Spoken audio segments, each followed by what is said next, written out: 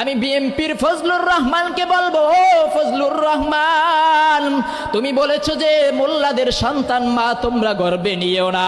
ও ফজলুর রহমান, তোমার মায়ের যখন বিয়েটা হয়েছিল, তোমার মায়ের বিয়েটা কে পড়াইছে? কথা বলেন ঠিক কিনা? এ মায়ের নবীর উম্মতের দল, আলেম ওলামাদের বিপক্ষে লেগো না। কারণ এই আলেম ওলামা কত কষ্ট করে মাদ্রাসায় কোরআন শিক্ষা করছে। এই জন্য সন্তানটাকে চাইলেও মাদ্রাসায় দিতে পারো। মাদ্রাসায় দেওয়ার পরে এই সন্তানটা মানুষের মতো মানুষ হবেন। আমি সেই ছোট্টবেলা মায়ের বুক খালি করে যখন আমার বয়স 4 বছর হয়, সেই বৈশাল থেকে 4 বছর বয়সে লঞ্চ দিয়ে ঢাকাতে চলে আসি। ঢাকায় চলে আসার পর আমার মা বলে, সন্তান তুই যখন মাদ্রাসায় যাস আমার বুকটা খালি হয়ে যায়।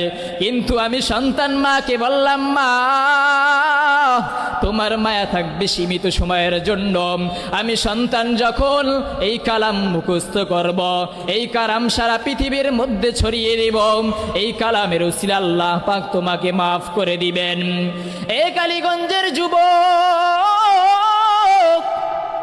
আজকে তাকায় দেখো মুফতি মনিরুল ইসলাম শরীয়তপুরী কত সুন্দর একটা মাদ্রাসা দিলেন। এই মাদ্রাসার মধ্যে কত অসংখ্য ছাত্র রয়েছে। তোমার সন্তান চাইলেও তো এই মাদ্রাসায় দিতে পারো, কিন্তু তা না করে তুমি দুনিয়ার মুখী হয়ে গেলা। দুনিয়ার লোভে পড়লা, টাকার লোভে পড়লা, যে সন্তান স্কুলে পড়লে কোটি কোটি টাকা কামাই করবে, সরকারি চাকরি করবে, সেই টাকা দিয়ে আমি দুনিয়ায় চলবো।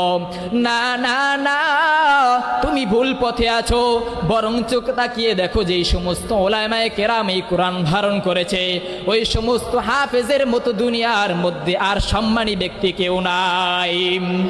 এ নবীর উম্মতের দল, তাকাও সেই সালেহ আহমদ তাকরিমের দিকে, যেই ছোট্ট সন্তানটা কতগুলো 75টা রাষ্ট্রকে ফেলিয়ে প্রথম স্থান অর্জন করে। ও নবীর উম্মতের দল, তুমি কি চাও না তোমার সন্তানটাও এভাবে বাহিরে গিয়ে কোরআন তেলাওয়াত করে সারা বিশ্বকে জয় করবে? এই মায়ের নবীর উম্মতের দল, আজকে বড় দুঃখের সাথে বলতে হয় কিছু নাস্তিক মুরতাদ বেঈমান রয়েছে, যে নাকি এই কোরআনের সাথে বেঈমানি করে। আজ থেকে আমরা লক্ষ্য করেছি যারা এই কোরআনের সাথে বেঈমানি করেছে তারা কখনোই দুনিয়ায় ঠাঁই পায় নাই। আল্লাহ ছাড় দেন, কখনো আল্লাহ ছেড়ে দেয় না। ও নবীর উম্মতের দল, আমি বিএমপির ফজলুর রহমানকে বলবো, ও ফজলুর রহমান, তুমি বলেছো যে মোল্লাদের সন্তান মা তোমরা গর্বে নিও না। ও ফজলুর রহমান, তোমার মায়ের যখন বিয়েটা হয়েছিল, তোমার মায়ের বিয়েটা কে পড়াইছে? কথা বলেন ঠিক কিনা? এ মায়ের নবীর উম্মতের দল, আলেম ওলামাদের বিপক্ষে লেগো না। কারণ এই আলেম ওলামা কত কষ্ট করে মাদ্রাসায় কোরআন শিক্ষা করছে। এই জন্য সন্তানটাকে চাইলেও মাদ্রাসায় দিতে পারো। মাদ্রাসায় দেওয়ার পরে এই সন্তানটা মানুষের মতো মানুষ হবেন। সুতরাং আমি তোমাদেরকে আহ্বান করব, সন্তানগুলি স্কুলে না দিয়ে মাদ্রাসার শিক্ষায় শিক্ষিত করো। মাদ্রাসায় শিক্ষা করলে তুমি দুনিয়াও কামিয়াব, আখিরাতেও কামিয়াব। কারণ তোমার সন্তানটা কোরআন শিক্ষা করলে কোনোদিন অন্তত তোমার মা বাবাকে বৃদ্ধাশ্রমে পাঠাইবে না, বরং মা বাবাকে মৃত্যুর পরেও সবসময় কবরের সামনে গিয়ে দোয়া করবেন। আল্লাহ পাক আমাদের সকলকে কবুল করুন। সকলে বলে আমিন।